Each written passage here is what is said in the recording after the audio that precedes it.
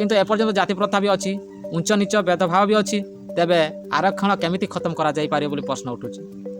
କିନ୍ତୁ ଅନ୍ୟମାନେ ବିଭିନ୍ନ କୋର୍ଟ, ସୁପ୍ରିମକୋର୍ଟ ଏବଂ ସରକାର ସ୍ତରରେ ମଧ୍ୟ ଦାବି କରୁଛନ୍ତି ଯେ ଆରକ୍ଷଣ ଖତମ କରାଯାଉ। କାହିଁକି ନା ST SC ଜାତିର ଲୋକମାନେ ପ୍ରଧାନମନ୍ତ୍ରୀ ହେଲେଣି, ରାଷ୍ଟ୍ରପତି ହେଲେଣି, କଲେକ୍ଟର ହେଲେଣି, ମୁଖ୍ୟମନ୍ତ୍ରୀ ହେଲେଣି, ଏମିତି ବିଭିନ୍ନ ବଡ଼ ବଡ଼ ପୋଷ୍ଟରେ ସେମାନେ ଯାଇପାରିଲେ। ଆଜି ପୁଣି ଆଉ ଗୋଟେ ନୂଆ ଭିଡ଼ିଓକୁ ଆପଣଙ୍କୁ ସ୍ୱାଗତ। ସ୍ୱାଧୀନତାର ଏତେ ବର୍ଷ ପରେ ବି ଜାତି ପ୍ରଥାର ଛେଦନ ହେବ କ'ଣ ଏବେ ବଢ଼ି ବଢ଼ି ଚାଲିଛି। ଦିନକୁ ଦିନକୁ କଠୋର ଆହୁରି କଠୋର ହେବାରେ ଲାଗିଛି। କେଉଁଠି ଦଳିତଙ୍କ ଉପରେ ସବର୍ଣ୍ଣମାନେ ପରିସ୍ରା କଲେ ତ କେଉଁଠି ଅଧା ନଣ୍ଡା କରିକି ମୁହଁରେ କାଳି ବଳି ଗାଁ ଦାଣ୍ଡରେ ଚଲେଇଲେ, କେଉଁଠି ସବର୍ଣ୍ଣମାନଙ୍କର ଗଡ଼ ପାଦ ଧୂଳି ଚାଟିବାକୁ କହିଲେ। ଏମିତି ବିଭିନ୍ନ ଘଟଣା ଦିନକୁ ଦିନକୁ ଦେଖିବାକୁ ମିଳୁଛି, ତାହା ବି ସୋସିଆଲ ମିଡ଼ିଆରେ। ମେନ୍ ଷ୍ଟ୍ରିମ୍ ମିଡ଼ିଆ ଏସବୁ ଦେଖାଇବାର ବହୁତ ଦୂରରେ।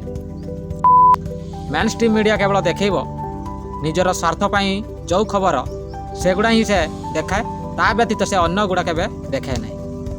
କାରଣ ସେ ଜାଣିଛି ଏଥିରେ ନିଜର ସ୍ୱାର୍ଥ ନାହିଁ, ସେ ଦେଖାଇବ ନାହିଁ। ଯେଉଁଟାରେ ସ୍ୱାର୍ଥ ଅଛି ବା ଭଲ TRP ବଢ଼ିବ ସେହି ଖବର ହିଁ ମେନ୍ ଷ୍ଟ୍ରିମ୍ ମିଡ଼ିଆ ଦେଖାଏ। ସେଥିପାଇଁ ସମସ୍ତେ କୁହନ୍ତି ତାଙ୍କୁ ଗଦି ମିଡ଼ିଆ। ସୋସିଆଲ ମିଡ଼ିଆ ହିଁ ଗୋଟେ ଏମିତି ଏକ ମିଡ଼ିଆ ଯେଉଁଟାରେ କି ଭେଦଭାବ କରେ ନାହିଁ, ଧନୀ ଗରିବ ଦେଖେ ନାହିଁ, ଉଚ୍ଚ ନିଚ ଜାଣେ ନାହିଁ, ଧନୀ ଗରିବ ଜାଣେ ନାହିଁ। ସେଥିପାଇଁ ତ ସୋସିଆଲ ମିଡ଼ିଆରେ ସମସ୍ତଙ୍କର ଖବର ପଳେଇ ଆସେ। କିନ୍ତୁ ମେନ୍ ଷ୍ଟ୍ରିମ୍ ମିଡ଼ିଆରେ କେବେ ସେହି ଖବର ଆସେ ନାହିଁ। କାହିଁକି ଆସେ ନାହିଁ? ମେନ୍ ଷ୍ଟ୍ରିମ୍ ମିଡ଼ିଆ ଯେଉଁ ପ୍ରକାର ଜାତିମାନଙ୍କର କବ୍ଜାରେ ରହିଛି, ସେହି ପ୍ରକାର ଜାତିମାନଙ୍କର ସ୍ୱାର୍ଥ କଥା ହିଁ ସେଠି ପରଷାଯାଏ। ତା ବାଦ ସେଠାରେ କାହାର ଘଟଣା ବା ଖବର ପ୍ରସାରଣ କରାଯାଏ ନାହିଁ। ଯେକୌଣସି ଖବର ଆପଣ ଦେଖୁନାହାନ୍ତି, ମେନ୍ ଷ୍ଟ୍ରିମ୍ ମିଡ଼ିଆ ଯେଉଁଟା ଦେଖାଇବା କଥା ସେ ଦେଖାଇବ ନାହିଁ। ସରକାରଙ୍କୁ ପଚାରିବା କଥା ପ୍ରଶ୍ନ ସେ ପଚାରିବନି। କାହାକୁ ପଚାରିବ ପ୍ରଶ୍ନ? ନା ବିରୋଧୀ ଦଳଙ୍କୁ ପଚାରିବ। ଆଉ ସରକାରଙ୍କ ସପକ୍ଷରେ ସବୁବେଳେ କଥା କୁହେ। କିନ୍ତୁ ମେନ୍ ଷ୍ଟ୍ରିମ୍ ମିଡ଼ିଆର କାମ କ'ଣ?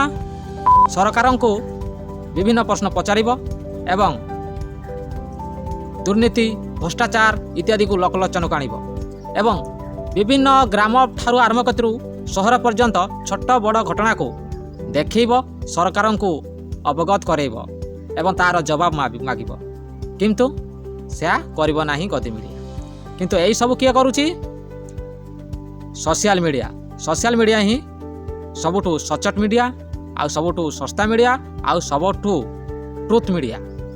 ସୋସିଆଲ ମିଡ଼ିଆ ହିଁ ସବୁଠୁ ଭଲ ମିଡ଼ିଆ ବି ଆମେ କହିପାରିବା। ସେଥିପାଇଁ ତ ବିଭିନ୍ନ ଖବର ଲୋକଲୋଚନକୁ ଆସିପାରୁଛି।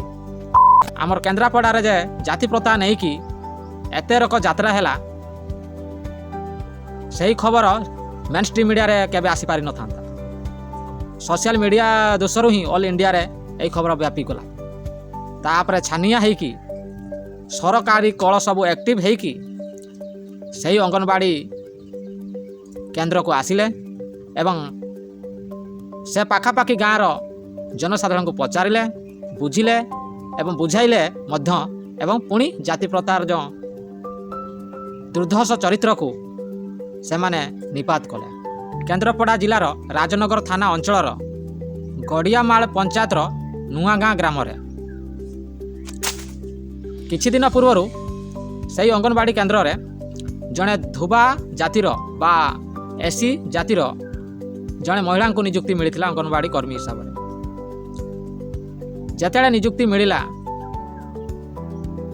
ସେହି ଅଙ୍ଗନବାଡ଼ି ଅଞ୍ଚଳର ପାଖାପାଖି ଗାଁର ପିଲାମାନଙ୍କୁ ସେଠାକାର ଅଭିଭାବକମାନେ ସେ କେନ୍ଦ୍ରକୁ ପଠାଇବାକୁ ମନା କଲେ ଏବଂ ସେହି ମହିଳାଙ୍କର ସେ SC କାଷ୍ଟର ମହିଳାଙ୍କ ହାତରୁ ଅଣ୍ଡା ମଧ୍ୟ ନେଲେ ନାହିଁ। ଏହି କଥା ସୋସିଆଲ ମିଡ଼ିଆରେ ଯେତେବେଳେ ଭାଇରାଲ ହେଲା, ସେତେବେଳେ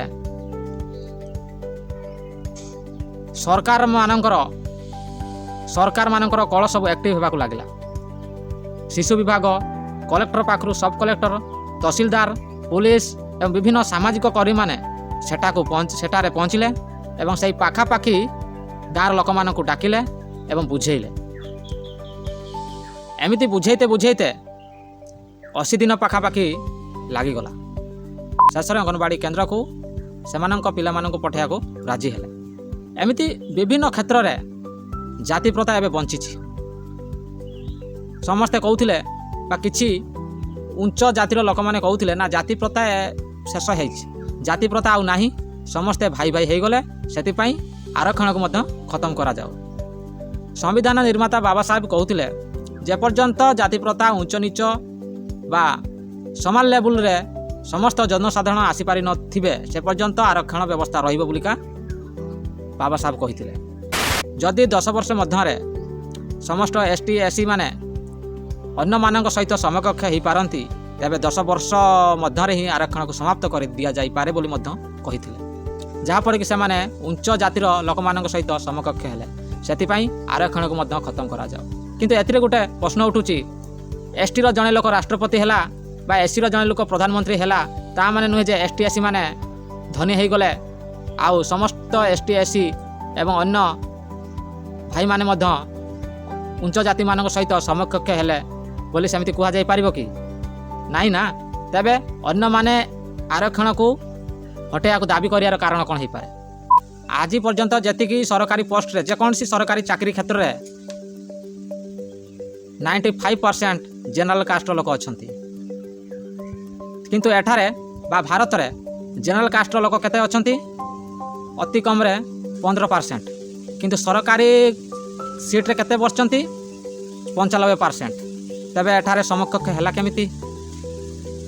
ଏପର୍ଯ୍ୟନ୍ତ ଜଜ୍ ପରା ଅଛନ୍ତି କେବଳ ଜେନେରାଲ କାଷ୍ଟର ଅଛନ୍ତି 99%, କେବଳ 1% ST SC OBC ଅଛନ୍ତି। ତେବେ ଏଠି ସମକକ୍ଷ ହେଲା କେମିତି?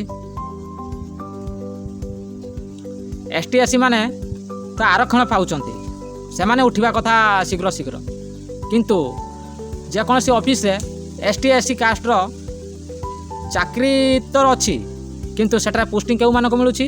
ନା ସବର୍ଣ୍ଣ କାଷ୍ଟମାନଙ୍କୁ। କେମିତି ମିଳୁଛି? ଏଇଠି ଲାଞ୍ଚ ଦିଆ କାରବାର ଚାଲିଛି, ସେଥିପାଇଁ ସବର୍ଣ୍ଣ କାଷ୍ଟର ପିଲାମାନଙ୍କୁ ବେଶୀ ଚାକିରି ମିଳିଛି।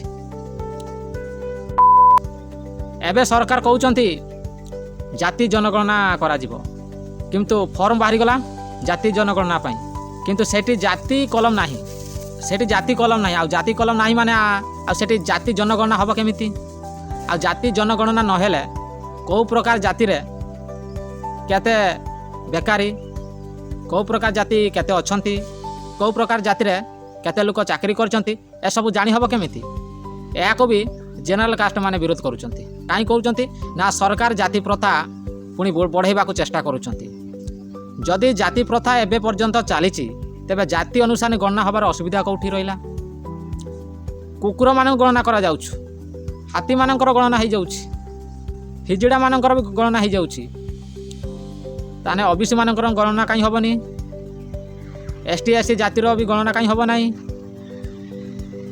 ସମସ୍ତଙ୍କର ଜାତି ଅନୁସାରେ ଗଣନା ହେଲେ ତ ଜଣାପଡ଼ିବ ଯେ କେଉଁ ଜାତିର ଲୋକ କେତେ % ଅଛନ୍ତି, କେଉଁ ଜାତିର ଲୋକ କେତେ % ସରକାରୀ ଚାକିରିରେ ଅଛନ୍ତି, ଆଉ କେଉଁ ଜାତିର କେତେ % ଲୋକଙ୍କ ପାଖରେ କେତେ ଧନ ସମ୍ପତ୍ତି ଅଛି, ଆଉ କେଉଁ ପ୍ରକାରର ଏବଂ କେଉଁ ଜାତିର କେଉଁ ପ୍ରକାର ଲୋକଙ୍କ ପାଖରେ ଜୀବନ ଚଳିବାର ସାଧନ ରହିଛି। ଏହିସବୁ ହେଲା ପରେ ଯାଇକରି ସିନା ସରକାରମାନେ ନୀତି ନିର୍ଦ୍ଧାରଣ କରିପାରିବେ, ଆଉ ସେହି ଅନୁସାରେ ସମସ୍ତଙ୍କୁ ସୁବିଧା ସୁଯୋଗ ମିଳିପାରିବ, ଯାହାଫଳରେ କି ସମସ୍ତେ ସମାନ କ୍ଷେତ୍ରକୁ ଆସିପାରିବେ, ଯାହାଫଳରେ ଜାତି ପ୍ରଥା ବି ଲୋପ ପାଇବ, ଆଉ ଉଚ୍ଚ ନିଚ ଭେଦଭାବ ବି ଲୋପ ପାଇବ, ଏବଂ ପରସ୍ପର ମଧ୍ୟରେ ଯେ ଶତ୍ରୁତା ଭାବ ବି ଲୋପ ପାଇବ। ଯଦି ଏସବୁ ନ ହୁଏ ତେବେ ଅଟୋମେଟିକ୍ ସଂଗ୍ରାମ ହେଇ ଚାଲୁଥିବ। ଆଜି ପାଇଁ ଭିଡ଼ିଓ ଏତିକି। ଆପଣଙ୍କ ମତାମତ କ'ଣ?